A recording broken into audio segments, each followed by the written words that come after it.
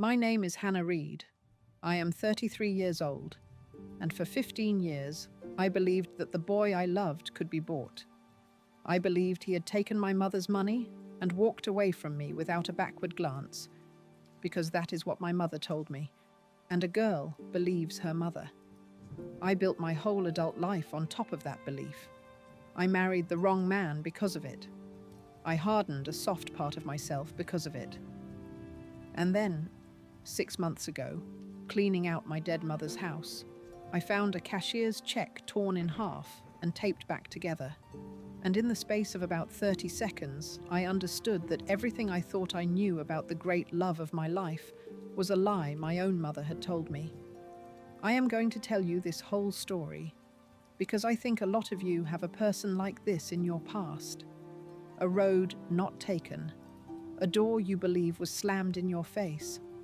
And I need you to hear how wrong I was about mine, and what it cost me, and what happened when the truth finally came out 15 years too late.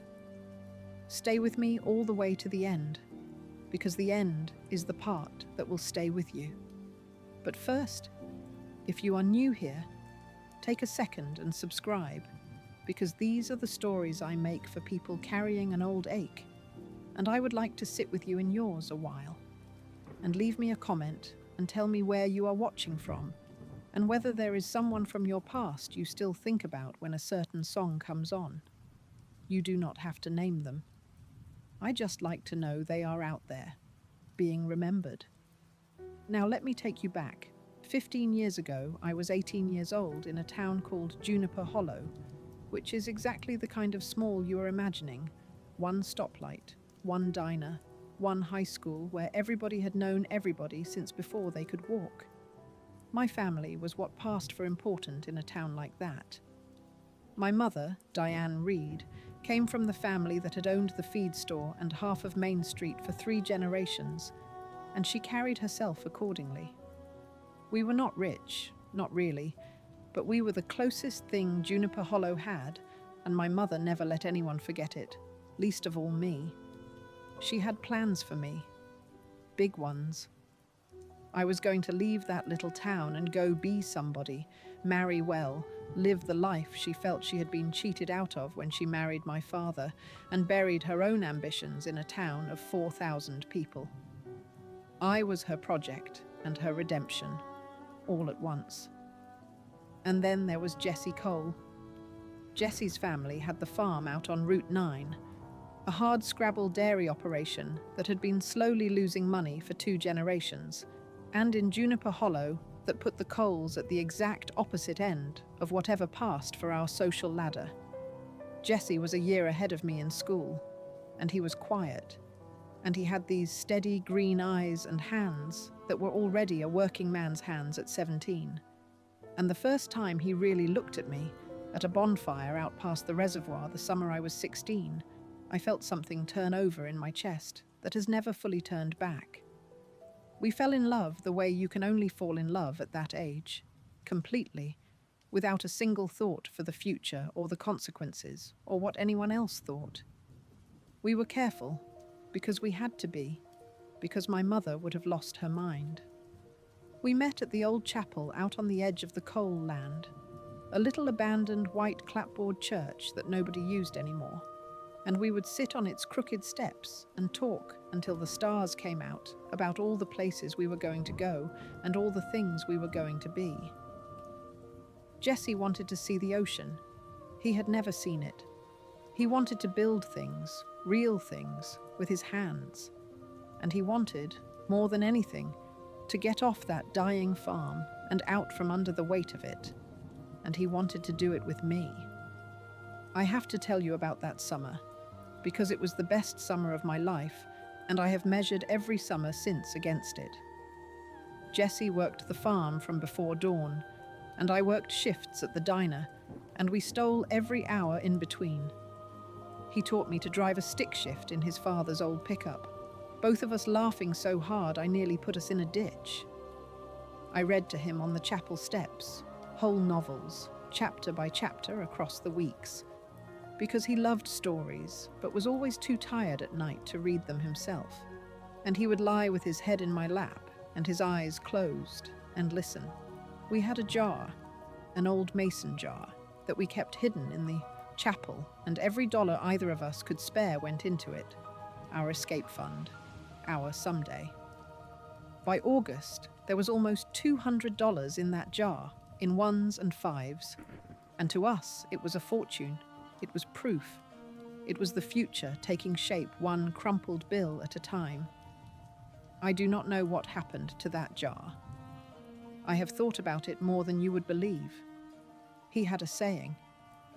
Whenever I got scared that it would never happen, that we would be stuck in Juniper Hollow forever, Jesse would take my hand and he would say, "Some things don't need a map, Hannah. I don't know exactly how we get there yet, but I know we get there. Some things don't need a map." I believed him with my whole 18-year-old heart.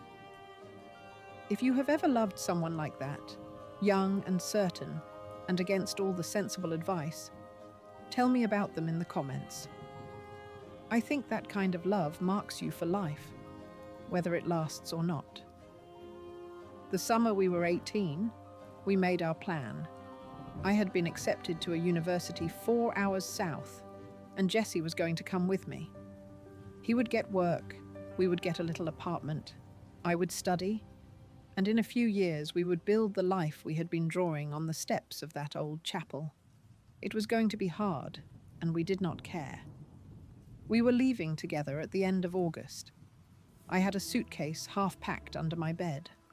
I was the happiest I have ever been, before or since, and I did not know that my happiness was already, quietly, being taken apart.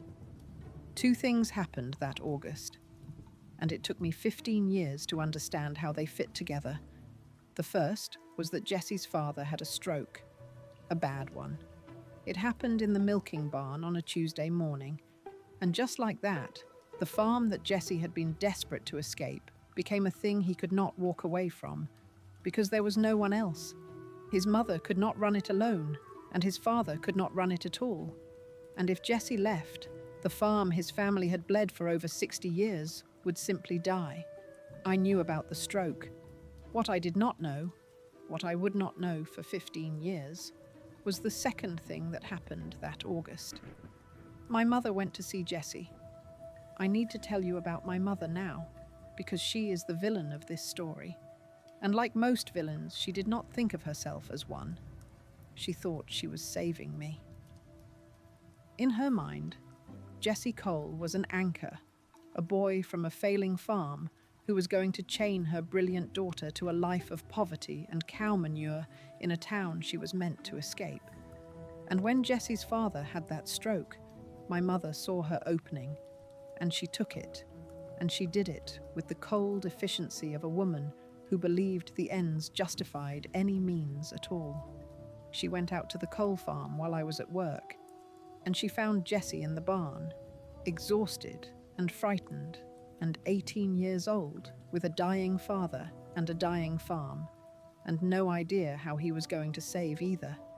And she offered him a way out of at least one of his problems. She wrote him a check, a big one, big enough to keep the farm afloat for a year, big enough to hire help. And all he had to do in exchange was let me go, not fight for me, not ask me to stay and share the burden of the farm, not make me choose, just quietly end it and tell me to go build my big life without him, and never let me know that he had been paid to step aside. I have imagined that scene 10,000 times since I learned it was real. My mother, in her good coat, standing in the muck of a dairy barn she considered beneath her, looking at a terrified boy who loved her daughter, and calculating that his fear and his poverty made him purchasable. She was not wrong that he was desperate. She was wrong about what desperation does to a person like Jesse. She thought desperation makes people cheap. In the right person, it does the opposite. It shows you what they will not sell, even when they are drowning. She offered a drowning boy a rope made of money, and he looked at it. And he chose to keep drowning rather than let go of the truth of what we were. She never understood that. To her dying day, I think, she believed she had simply named his price correctly, and he had, for some sentimental reason, declined to collect. She could not conceive of a person who could not be bought, because she had priced everything in her own life, including me. Here is what my mother told me happened next. She came home that evening, and she sat me down at the kitchen table, and she told me, with what I now understand was a completely invented sorrow, that she had spoken with Jesse, and that Jesse had decided to stay for the farm, and that, well, there was no easy way to say this, but she had offered him a little money to help with the farm, and he had taken it. And did I not think that told me everything I needed to know about a boy who would take money to walk away from the girl he claimed to love? She said, "Boys like that can always be bought, Hannah. Better you learn it now than later. You will thank me one day. You will thank me one day." She said that to me while she was breaking my heart, and I believed every word of it, because the next day, Jesse did exactly what she said he would do. He met me at the chapel, and he could not look at me, and he told me he was staying for the farm, that his father needed him, that I should go south without him and not look back, that it was over. And when I begged him, when I cried and asked him how he could do this, he said the cruelest thing he ever said to me, which I now know he said to make sure I would actually leave. He said, "Go be who you are supposed to be, Hannah. I was never going to be able to keep up with you anyway." And then he walked back toward the barn and did not turn around, and I stood on those chapel steps and felt my whole future come apart. I believed he took the money. For 15 years I believed the boy who used to say some things don't need a map had sold our map for a check. It poisoned everything. Do you understand? It was not just that I lost him. It was that I lost my faith in the thing itself. If Jesse Cole, who loved me like that, could be bought, then love was not what I thought it was. Love was a story people told until a better offer came along. My mother did not just take Jesse from me. She took my ability to believe in the very thing she was pretending to protect me from. And that, I have come to think, is the real damage that a lie like this does. The damage that outlasts the heartbreak itself. A broken heart heals. Almost any broken heart heals given time. But when someone convinces you that love is fake, that everyone has a price, that the tender thing you felt was just a story waiting to be sold, they do not break your heart, they break your compass. And you walk around for years afterward unable to find true north, choosing men like Grant because they at least do not pretend to be the thing you no longer believe exists. I did not spend 15 years missing Jesse, not on the surface. I spent 15 years being a slightly colder person than I was born to be, and calling it wisdom, and never once connecting it back to a check I was told he cashed. That is how these lies work. They do not stay in the past. They move into your body and they redecorate. If someone ever broke your compass like that, if someone ever taught you that the realest thing you felt was foolish, tell me in the comments. Because I think there are a great many of us walking around with broken compasses, and it helps to know we are not alone in it. And share this with them, wherever they are tonight. I want to stop here for a moment, because I know some of you are already feeling this in your own chest. The memory of the moment you decided love was not safe to believe in. If someone taught you that lesson, tell me in the comments. And if this story is finding you tonight, please share it with someone who stopped believing, because the end of my story is the reason I no longer believe that lesson was true. I went south. I built the big life my mother wanted, and I want you to see how empty it was, because it is the price I paid for a lie. I did well in school. I got a good job in the city. And at 26, I married a man named Grant, who was everything my mother had raised me to want, successful and polished and ambitious. a man who looked wonderful on paper and made me feel, most of the time, like a line item in a life he was managing. I did not marry Grant because I loved him. I married Grant because I had decided, at 18, that love was a scam. And if love was a scam, you might as well marry sensibly. Marry the resume. Marry the future. My mother adored him. Of course she did. He was the proof that her plan had worked. I want to be fair to Grant, because he was not a cruel man. He was just the logical conclusion of the lie I had built my life on. If you believe love is not real, you do not go looking for it. You go looking for terms. And Grant had excellent terms. He was reliable and impressive, and he never once made my heart do the thing it had done on the steps of that chapel. And I told myself that was maturity. I told myself the chapel feeling was a childish thing, a thing that had proven itself fake when the boy took the check. I built a whole philosophy out of my own heartbreak, and I called it being realistic. I see now that I spent my 20s defending my mother's lie without even knowing it was a lie, arranging my entire life as evidence for a case she had rigged. There was a night, maybe a year before we divorced, when Grant and I hosted a dinner party, and everything was perfect. The apartment, the food, the guests, and I stood in my own kitchen looking out at all of it, and I felt absolutely nothing. And a song came on, some old song, and for just a second I was 18 again on a crooked step with my head against a farm boy's shoulder, and I had to put my glass down because my hands were shaking. I did not understand it then. I told myself it was the wine. It was not the wine. It was my real life, buried alive, knocking on the lid. It did not work. Grant and I were divorced by the time I was 31. There was no great villainy in it, no affair, no blow-up. We simply looked at each other one day across a beautiful apartment and realized there was no one home in either of us, that we had built a life with all the right pieces and none of the actual thing, and we ended it with the same lack of feeling that had defined the whole marriage. I moved into a smaller place. I threw myself into work. And I told myself I was fine, that this was just what adulthood was, a series of sensible arrangements, and I did not let myself think about a boy on the steps of an old chapel, because that boy had taken a check and taught me the world was not what I wanted it to be. And then, 6 months ago, my mother got sick, and everything I thought I knew came apart a second time. She had been declining for a while, and when it became clear she could not live alone anymore, I did what you do. I went home to Juniper Hollow to take care of it, to take care of her. It was strange being back. The town had barely changed. One stoplight, one diner, though the high school had a new gym. I drove past the turnoff to Route 9 my first day back, and my whole body went tight. And I told myself I felt nothing, and I kept driving.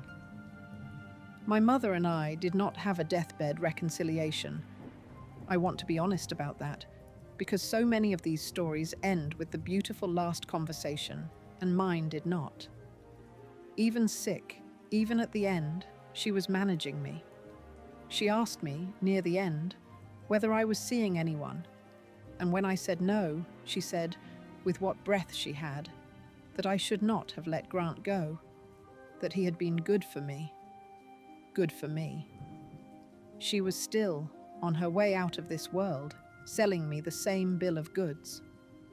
I held her hand, and I did not argue.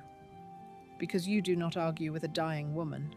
But I understand now that I was sitting at the bedside of the person who had done me the greatest wrong of my life. And neither of us knew that I was about to find out. My mother died in the county hospital on a Thursday in the fall, and she was my mother, and I grieved her. But I will be honest with you, it was a complicated grief, because there had always been a coldness in her that I could never quite get past, a sense that I was less a daughter than an investment she was managing. I did not know yet just how right that instinct had been. After the funeral, I stayed to clean out the house, the big old house on Main Street that had been in her family for 3 generations, and that is where I found it. I spent 3 days on that house. It is a strange, sad archaeology, going through the drawers of a parent who kept everyone at arm's length, looking for some evidence that the warmth you always wanted was in there somewhere, maybe just hidden. I found her wedding dress. I found my old report cards, kept, which surprised me and softened me for about an hour. And then I was going through the desk in her bedroom, the one she had always kept locked. And in the back of the bottom drawer, under a stack of old tax documents, there was an envelope.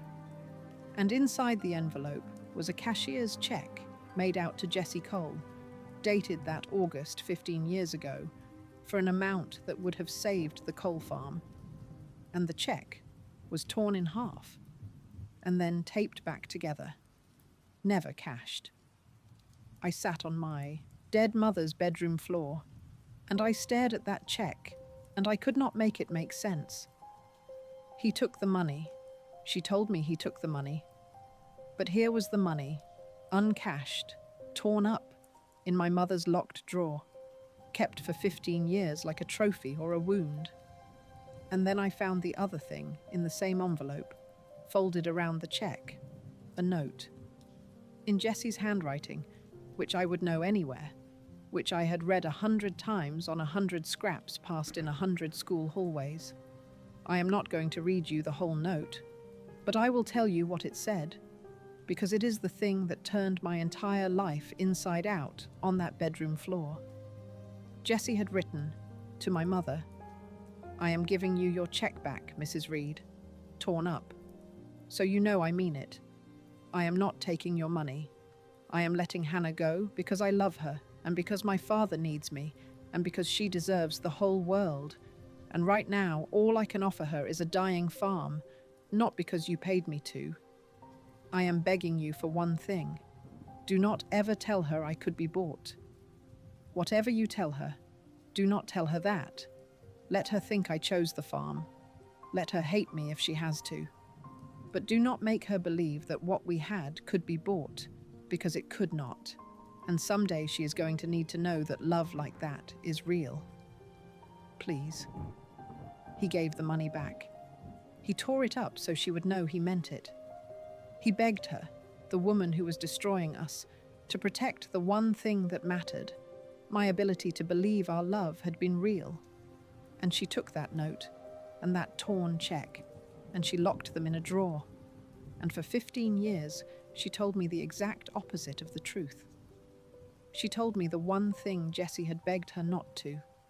She did the single cruelest thing available to her on purpose, and she called it saving me.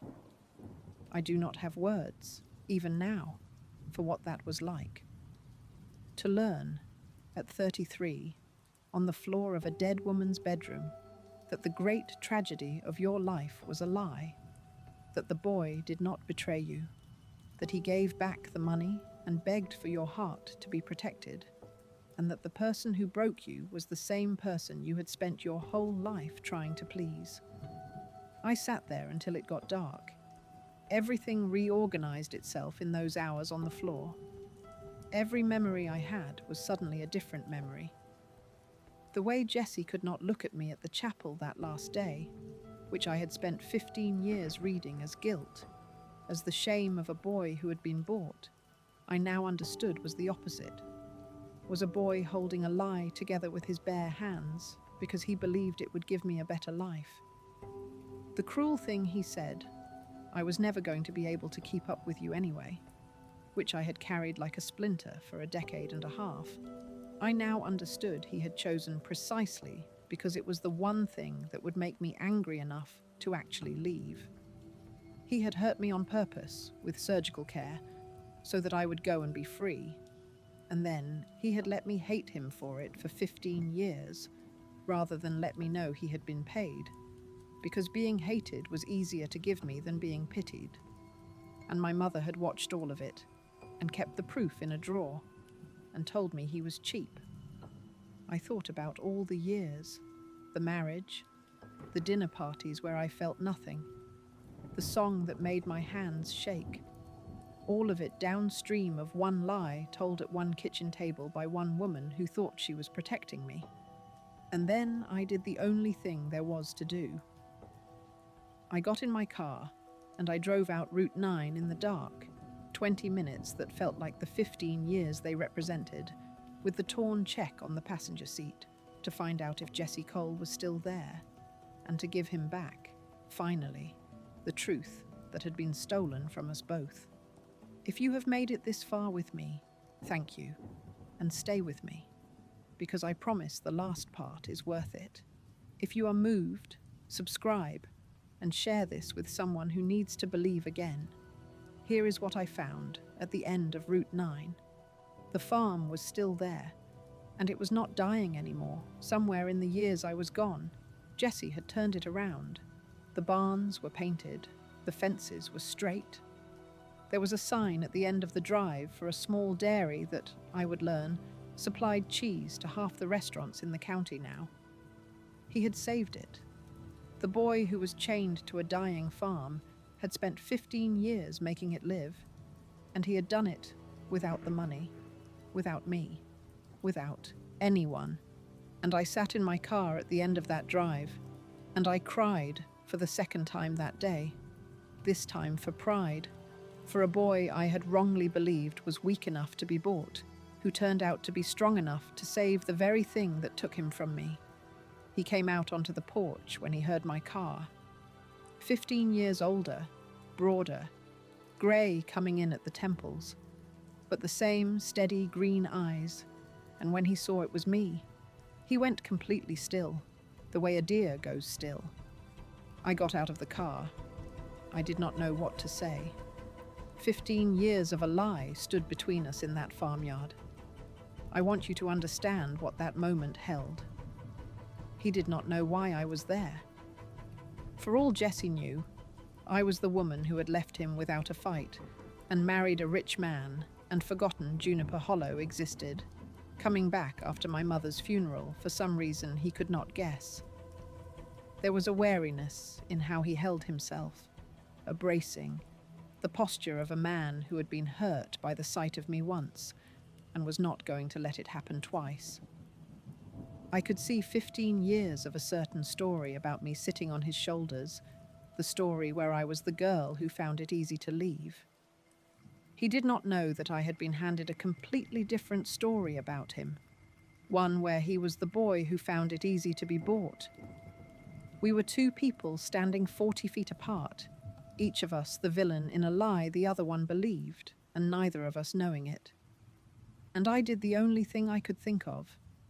I did not try to explain, because there were no words that would cross that distance fast enough. I held up the torn check, taped back together, so he could see it across the farmyard.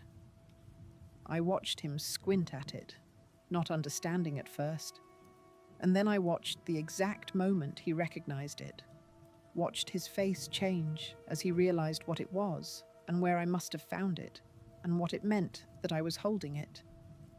I watched him understand, all at once, that I knew he had given the money back, that I knew he had torn it up, that I knew, finally, after 15 years, that he had not betrayed me, that my mother had lied, that the thing between us had been real the whole time.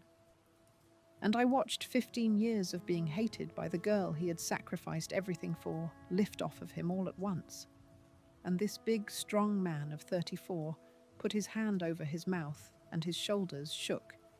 And I ran to him across that farmyard, the way I had wanted to run to him for 15 years.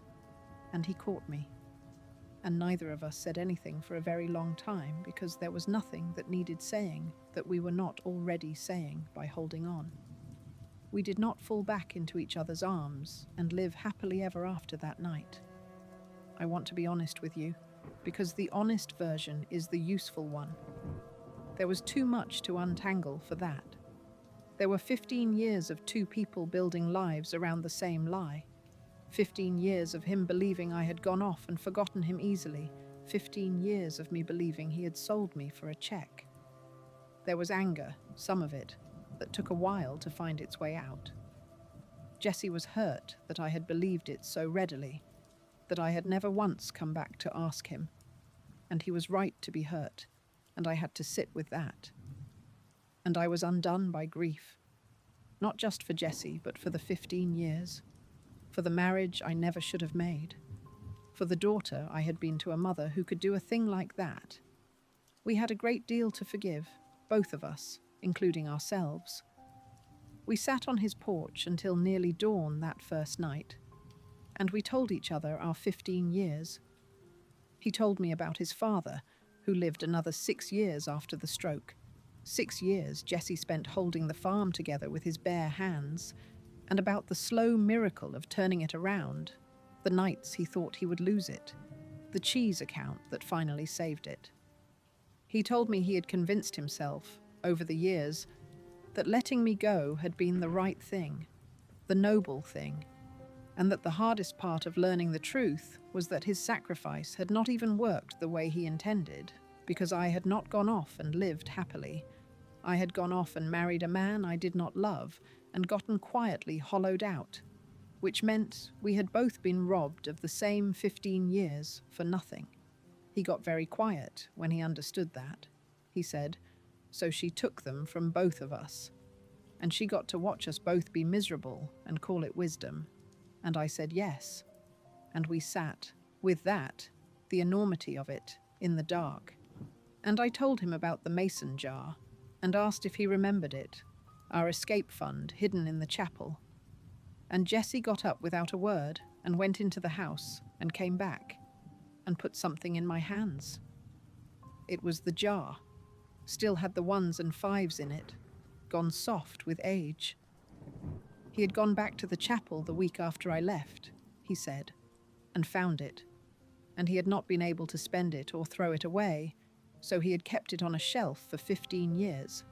$200 in singles, a future in a jar, the saddest and most hopeful thing I have ever held. That was the moment I stopped being angry at him for believing my mother's lie, because I understood that he had spent 15 years guarding the proof of us, just like I had spent 30 seconds recognizing it, and that neither of us had ever really let go. We had just been told to. But here is the thing about a love that was real, that was actually real, underneath a lie. It does not rot. It waits. Jessie had never married. I did not ask him to wait, and he would tell you he did not consciously wait, that he dated, that he tried, that it simply never took with anyone else. Some things don't need a map, he had told me at 18. I don't know exactly how we get there, but I know we get there. It took us 15 years, and my mother's death, and a torn check in a locked drawer. But we got there. He was right all along. He was just off on the timing. I live in Juniper Hollow now, I know. The girl who was raised to escape it lives 400 yards from the old chapel where it all began. I run the books for the dairy, and I have never in my life been so uninterested in a big career and so interested in a small, good life. We fixed up the old chapel, Jessie and I, the little white clapboard church where we used to plan our future. It took us the better part of a year, evenings and weekends, him doing the carpentry and me stripping and painting. And there was something in the work itself that healed us, 2 people in their 30s rebuilding, board by board, the exact place where they had been broken apart. We got married there last spring, just us and a handful of people who actually love us, on the same crooked steps where a boy once told a girl that some things don't need a map. I wore no veil and carried wildflowers I picked that morning from the edge of the coal land, and I have never felt more like myself in my life. Jessie finally saw the ocean, by the way. We drove down together the summer after I came home, 8 hours south to the coast, and I watched a 34-year-old man stand at the edge of the water he had dreamed about since he was a boy on a landlocked farm. And he did not say anything clever. He just stood there with the waves coming over his boots, and he cried, and I held his hand. and I understood that some gifts are worth waiting 15 years to give. We put our feet in the cold water, and he said quietly, "Told you we'd get here." And we had. Off on the timing by a decade and a half, but we got there, exactly like he said we would on the steps of that chapel when we were kids who did not know what was coming. I have had to make a kind of peace with my mother, which is its own long story. I do not think I have forgiven her, not fully, not yet. I go back and forth. There are days I understand that she was a frightened woman who had buried her own dreams and could not bear to watch me choose a life she had been taught to see as failure. And on those days, I can almost feel sorry for her. And there are days I remember the note, remember Jessie begging her to protect the one thing that mattered, remember her locking it in a drawer and choosing the cruelest possible lie on purpose. And on those days, the anger comes back hot. Both of those days are allowed. Grief for a difficult parent is not one feeling. It is a rotating cast of them, and I have stopped demanding that I land on a single verdict. But I have stopped letting her have the last word. She wanted me to believe love was a thing that could be bought, and she spent her life and mine trying to prove it. And here I am, in the town she wanted me to escape, married to the man she tried to buy off, living the small, true life she was so afraid of, and loving it. The lie did not win. It cost us 15 years, but it did not win. The mason jar sits on the mantel in our house now, the soft old ones and fives still inside it. We never spent it. It turned out it was never really escape money anyway. It was proof of us money, and we needed the proof more than we ever needed the escape. So here is what a torn-up check in a locked drawer taught me, and it is what I want to leave with you tonight.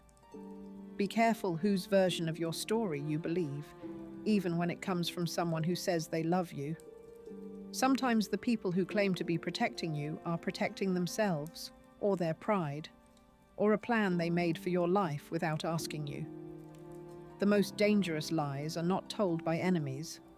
They are told by the people close enough to know exactly which lie you will believe, and loving enough, in their own twisted way, to think they have the right to tell it. My mother was not a monster in a story. She was a frightened woman at a kitchen table who decided she knew better than my own heart, and it cost 3 people 15 years.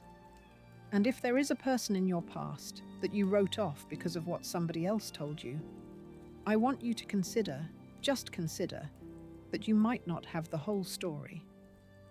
I did not have mine for 15 years. I believed a boy could be bought because it was easier than driving 20 minutes down Route 9 to ask him myself. Do not make my mistake. Do not let a single wound, handed to you by a single person, decide what you believe about love for the rest of your life. Some loves really are real. Some of them really are worth going back for. And it is not always too late. I am living proof that it is not always too late. That is my story. A boy who gave back the money and begged for my heart to be protected. A mother who locked the truth in a drawer, and 15 years I would give anything to have back, except that I would not trade the ending for anything on this earth. If someone came to your mind while you listened, tell me about them in the comments. Share this with somebody who needs to hear that it might not be too late.